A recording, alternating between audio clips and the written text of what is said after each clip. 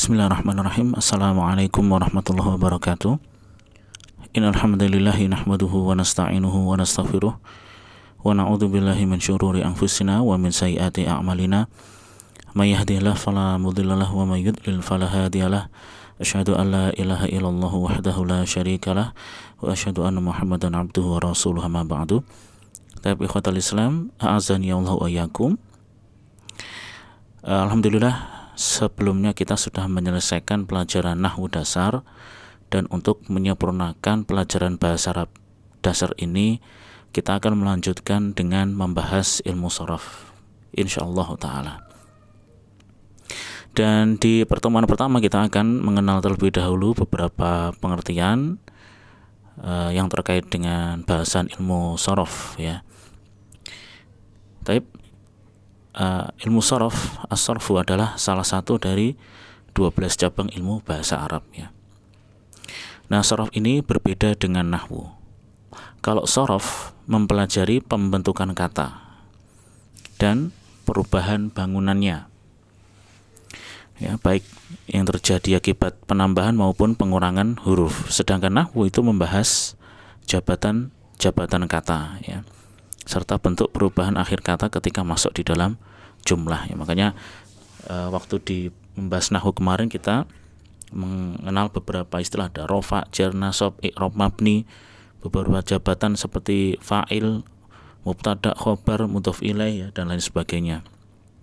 Nah, itu hal-hal yang dipelajari di ilmu nahwu. Nanti kalau kita belajar ilmu sharaf ya, seperti contohnya ini, fataha itu artinya telah membuka, yaftahu sedang membuka, ada kata lagi miftahun, alat untuk membuka atau kunci. Nah, perubahan-perubahan seperti ini akan dipelajari di dalam ilmu sharaf. Ya, artinya sharaf itu mempelajari satu kata secara terpisah, bukan di dalam susunan. Sedangkan nahwu pasti membahas jabatan kata, namanya jabatan dia harus ada di dalam susunan jumlah. Taib ya. Kemudian mengenai wazan. Jadi para ulama sharaf itu membuat pola atau timbangan kata yang disebut dengan wazan ya. Dan wazan itu diungkapkan dengan 3 huruf ya. Fa, ain, dan lam ya. Fa, ain, dan lam. Dan suatu kata disebut mencocoki wazan atau timbangan bila harokatnya sama atau sama huruf tambahannya ya. Huruf tambahan itu adalah huruf selain fa, ain, dan lam fi'il tadi. Misalkan ya, wazan fa'ala. Wazan fa'ala, kata yang bersesuaian dengan wazan fa'ala contohnya adalah kataba ya. Jadi kataba itu bersesuaian dengan wazan fa'ala. Kenapa?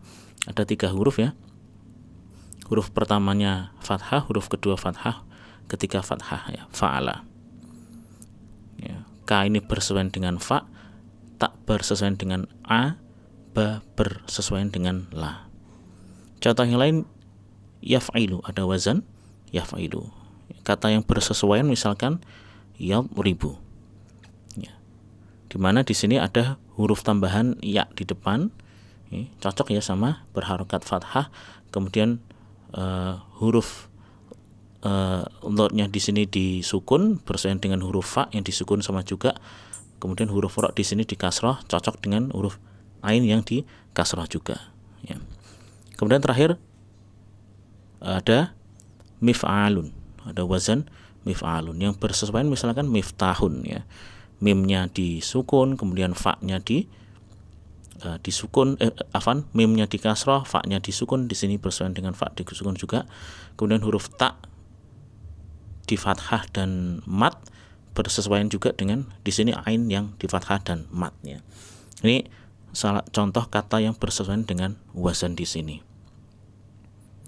Tapi dalam bahasa Arab ini mengenai wazan fi'il ya, karena tadi wazan itu terdiri dari fa, ain, dan lam, maka fi'il pun juga sama. Nanti ada beberapa istilah yang terkait dengan penyusun huruf penyusun fi'il tersebut.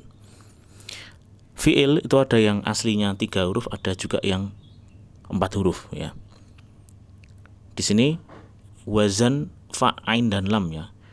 Misalkan kita berikan contoh tadi kataba ya, kataba itu cocok dengan wazan fa'ala, fa'ala ya, ada 3 komponen fa, a dan la. Kemudian yang bersesuaian kata ba ya, ka cocok dengan fa, ta bersesuaian dengan ain, dan ba bersesuaian dengan lam.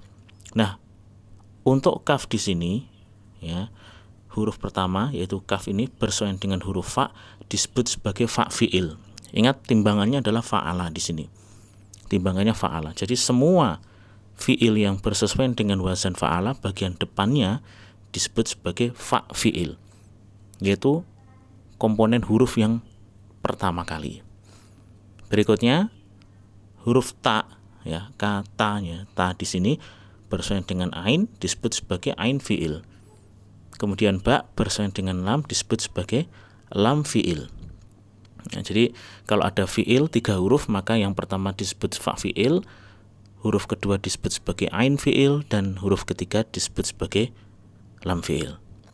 Nah, kemudian misalkan ada modifikasi ya, apabila dari kata ba ini yang artinya telah menulis dibentuk menjadi fiil mudhari ya, yaktubu dengan menambahkan huruf ya mudharaah di depan.